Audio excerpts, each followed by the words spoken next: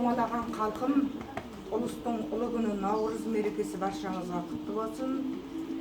Мынау киелі оқу ордасы, кітаптың қайнар бұлағы, жүрегім әрбір жанның жүрегінен орын алатын аты кітапхана, кітапханаға тағзым етемін. Екінші үйім деп айтқанмын. Наурыз құтты болсын, құрбылар. Сәлем беріп, амандасу көрісу. Неге ең маңызды іс-қимыл деп Наурыз құтты болсын, аманшылық болсын, сегіз жастарымыз аман болсын, еліміз тыныш болсын, жақсылық аманшылық болсын, балапандарымыз аман болсын, жақсылықтарға жақсылық аманшылық болсын.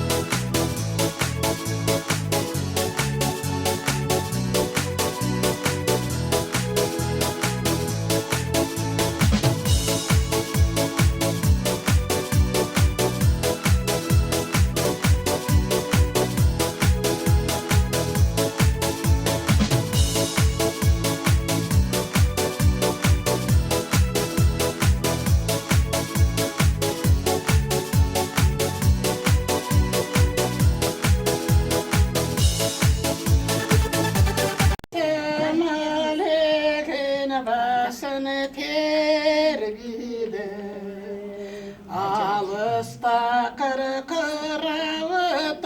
көрбейді, айдың ары баяу ғана дірілдеп, түн алқапта көкшібара көлбейді, айлыда